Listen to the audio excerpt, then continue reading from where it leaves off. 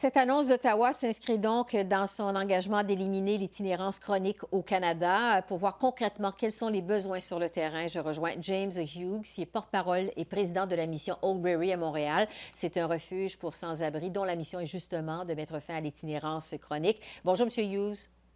Bonjour. On l'a vu, la Ville de Montréal devrait recevoir 56,8 millions de dollars dans le cadre du premier volet de cette annonce. Est-ce que ça répond aux besoins sur le terrain? Ça ne répond absolument pas aux besoins. Le besoin est criant ici. Selon le dernier sondage, nous avons au-delà de 3000 personnes juste ici à Montréal qui vivent dans l'itinérance chronique. Donc, juste en termes de nombre d'unités dont nous avons besoin en ville, ça chiffre vers les 3000 plus. Donc, un petit 50 millions de dollars. Merci beaucoup. On est très content de l'avoir. Mais c'est juste un début, ça Ouais. c'est certain. Parce que depuis le début de la pandémie, au mois de mars, évidemment, il y a des milliers de Canadiens qui ont perdu leur travail. On voit dans les bulletins de nouvelles des files dans les banques alimentaires devant l'Armée du Salut. Jusqu'à quel point, justement, les besoins sont énormes à cause de la pandémie de COVID-19? C'est ça. Donc, la pandémie nous crée des nouvelles défis, des défis très importants parce que maintenant, juste avant l'hiver, nous avons ce croisement des besoins en termes de COVID et de toute la distanciation nécessaire, ainsi que les besoins d'hiver, dont plus d'unités.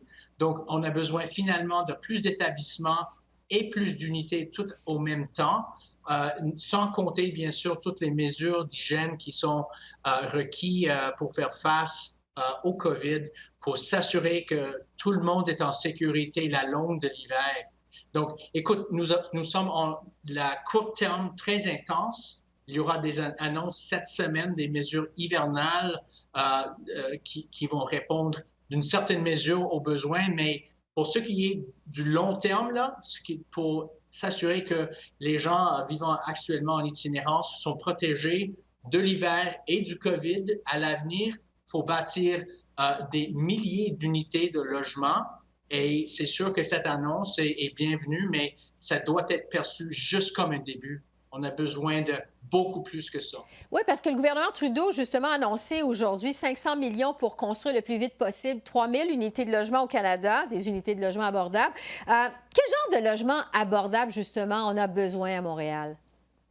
Excellente question. Donc, la population itinérante est très variée, très diversifiée. Hommes, femmes, jeunes, aînés, personnes avec différents profils médicaux, différents besoins de soutien.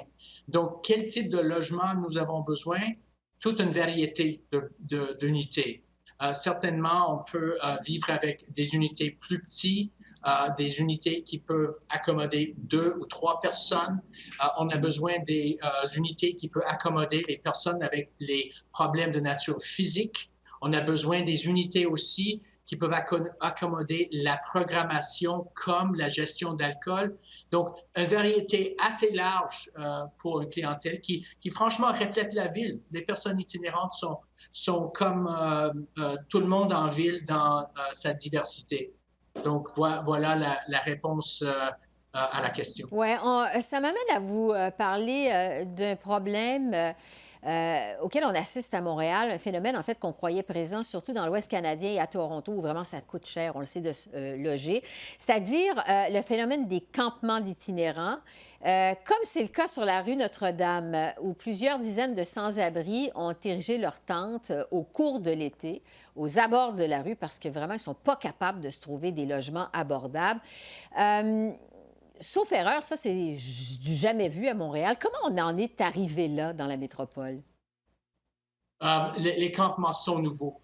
C'est sûr que les autres villes l'ont vécu depuis longtemps, pas nous à Montréal. Et le campement sur la rue Notre-Dame est justement un phénomène novateur. Et franchement, on est en réaction maintenant de comment faire face aux besoins de ces individus-là, qui sont très diversifiés aussi. Moi, j'étais au campement parlant avec des gens, comprendre qu'est-ce qui se passe sur le terrain. Et franchement, il y a un très bon nombre de personnes là qui ne veulent pas venir dans nos instances, les grandes ressources pour personnes itinérantes, parce qu'ils préfèrent ne pas être dans nos établissements pour raison de nos règlements, nos expectatives, notre programmation. Et ça, c'est très justifié. Ils partagent avec nous, par contre, le vouloir d'avoir un logement décent, un logement abordable, un logement où ils peuvent barrer la porte, peuvent avoir un tasse de thé sans avoir des problèmes des voisins. Et ils trouvent que c'est plus facile dans le campement. Mhm. Et nous, pour nous, dans notre tête, là, ça, c'est une autre option et opportunité pour les instances, la ville, les partenaires, de travailler avec une population dans le besoin pour trouver ces logements. Mais le problème de l'itinérance, c'est très évident maintenant, c'est un problème de logement. Nous savons comment loger les personnes itinérantes maintenant. Nous, à la mission Obury, on est en mesure de loger des centaines de personnes et ceux et celles qu'on loge restent logés. 93% de nos gens qui sont dans le logement, qui sont notre contrôle, restent logés. Donc, on a la technologie de faire en sorte que les gens restent dans leur lieu. Problème, il n'y a pas assez de chez eux, de logements diversifiés, appropriés pour cette clientèle-là. C'est ça le défi. Donc, le problème demeure au niveau de l'accessibilité, de la disponibilité de ces logements-là, finalement. Voilà. Voilà. Le gouvernement Trudeau s'est engagé dans le dernier discours du trône à réduire l'itinérance chronique au Canada. Vous m'avez dit d'entrée de jeu que vraiment, ce qui a été annoncé aujourd'hui, ça ne correspond pas aux besoins qui sont criants sur le terrain. Est-ce que c'est un vœu pieux de la part du gouvernement, vous pensez? Bien, c'est sûr que c'est un gouvernement qui investit dans le logement. On ne peut pas le nier. Dans notre secteur, par contre, il n'y a pas d'assez d'investissement pour notre clientèle.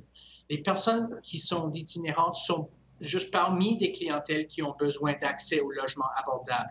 Les personnes avec les déficiences intellectuelles, les personnes avec des problèmes d'alcool et dépendance.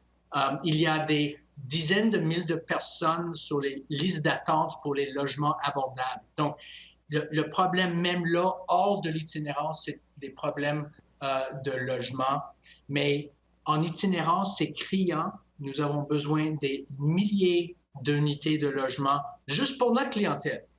Donc, notre vouloir, c'est que le gouvernement fédéral, avec les partenaires provinciaux, faire focus et faire priorité pour une clientèle qui est très désavantagée, très vulnérable aux conditions hivernales et au COVID.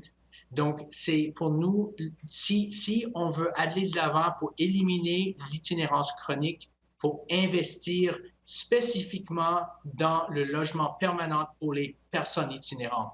James Et ça, Hughes. c'est ce qu'on attend. James Hughes, porte-parole de la mission Obury. Merci beaucoup. Merci beaucoup. Au revoir. Au revoir.